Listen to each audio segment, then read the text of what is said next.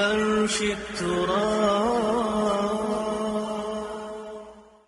یہ کہ قرآن پاک میں کم از کم ایک پارہ جو ہے وہ ناظرہ پڑھنے کی ضرور کوشش کرے، یعنی قرات یا تلاوت جو ہے، اور اس کے لیے بہترین وقت جو ہے وہ فجر کا ہے۔ اگر آپ صبح کے وقت اٹھتے ہیں تو سحری کے وقت میں 2 اہم کام کر سکتے ہیں۔ ایک تو استغفار کی کثرت، یعنی اس وقت کی تسبیح آپ استغفار کر لیں۔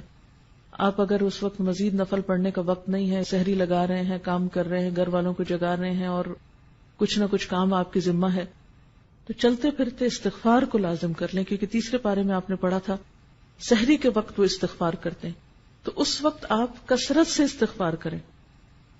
دوسری بات، وہ جو سورت آل عمران کا آخری رکوع حضور صلی اللہ علیہ وسلم سویرے اٹھ کے وضو سے پہلے پڑھتے تھے، کوشش کریں کہ اسی طرح پڑھ سکے۔ اگر زبانی یاد کر لیں تو بہت اچھا ہے، اگر نہیں بھی تو کہیں پر لکھ کر لگا دیں اور اس کو پڑھیں، کیونکہ یہ سنت پر عمل ہو جائے گا۔ اب ہوتا کیا کہ عام طور پر خواتین کیا کرتی ہیں، آپ نے سحری کی، مرد حضرات تو چلے گئے مسجد، آپ پیچھے سے کچن صاف کرنا شروع کر دیتے ہیں۔ کچن ہو جائے گا صاف، ہٹ جائیے وہاں سے، آئیے مسواک بہت اچھی طرح کیجیے اور اچھی طرح وضو کیجیے اور طویل فجر کی نماز پڑھیے، کیونکہ نبی صلی اللہ علیہ وسلم فجر کی نماز ساری نمازوں میں لمبی پڑھتے تھے۔ افسوس یہ کہ ہمیں قرآن کا اتنا حصہ یاد نہیں، لیکن جو بھی لمبی صورت یاد ہے اس کو اس میں پڑھنے کی کوشش کریں۔ دوسری چیز جو اس سے پہلے کرنے کی ہے وہ تلاوت قرآن ہے۔ ان قرآن الفجر کان مشہودا، اس کو مس نہ ہونے دیں۔ جتنی توفیق ہے، جو لوگ زیادہ تیز پڑھ سکتے وہ کم از کم پارہ پڑھ سکتے ہیں، زیادہ بھی پڑھ سکتے ہیں۔ تو سورج نکلنے سے پہلے تک آپ کیا کریں، فجر کی نماز اور تلاوت میں وہ وقت گزاریں، اور بہت عبادت کا بہترین وقت ہے۔ پھر اس سے پہلے کہ سورج طلوع ہو آپ کیا کریں، صبح شام کی دعائیں جو ہیں مسنون اذکار وہ کر لیں۔ صبح شام کے مسنون اذکار یعنی وہ دعائیں جو نبی صلی اللہ علیہ وسلم صبح شام پڑھا کرتے تھے، آپ مسنون دعاؤں کی کسی بھی کتاب سے لے سکتے ہیں۔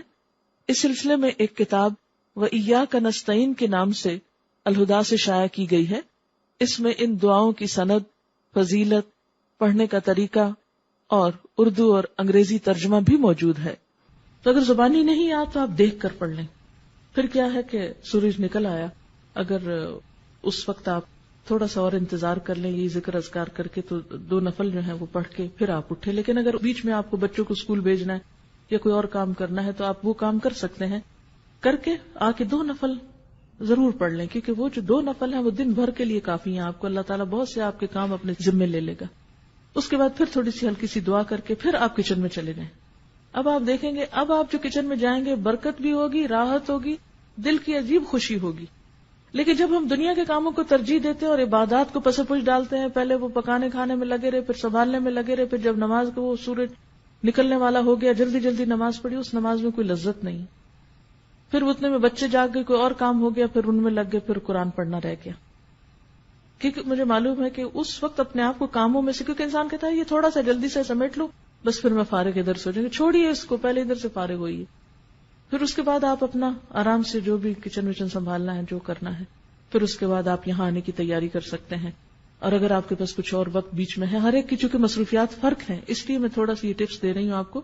ہو سکتا ہے آپ تو اس سے بہتر پروگرام رکھتے ہوں، لیکن شاید میرے جیسوں کو کچھ ضرورت ہو اپنے آپ کو روٹین میں اس طرح لانے کی، تو آپ کوئی کتاب پڑھ سکتے ہیں یا ذکر اذکار چلتے پھرتے کر سکتے ہیں، گھر کو سمیٹ سنبھال لیجیے، پھر آپ آ جائیے، پھر آپ یہاں قرآن پاک سنتے ہیں۔ کیونکہ علم کے رستے پر ایک ایک قدم جو انسان نکل کر آتا ہے اس کا بے پناہ اجر ہے، اور مل بیٹھ کے جو ہم پڑھتے ہیں اس کی ایک اور ہی برکت ہے۔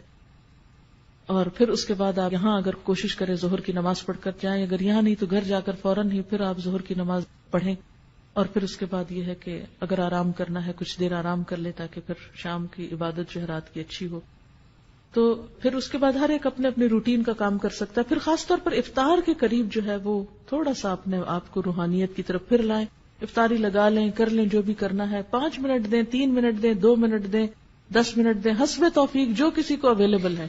کہیں پر بھی ہیں آپ، اپنے گھر میں یا کہیں افطار کرنے گئے ہیں یا کوئی آپ کی طرف آیا ہے یا آپ کسی گاڑی میں بیٹھے ہوئے ہیں، افطار سے پہلے کے چند لمحے انتہائی قیمتی ہیں، دعاؤں کی قبولیت کا وقت ہے، اس میں پھر دعا کی طرف رجوع کریں۔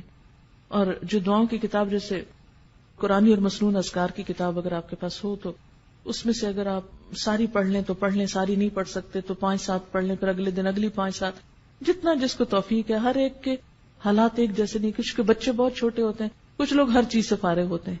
اب جن کے پاس جتنی فراغت ہے اتنا ان کا حساب ہے, تو وہ اتنا زیادہ آپ توجہ ادھر کر لیں.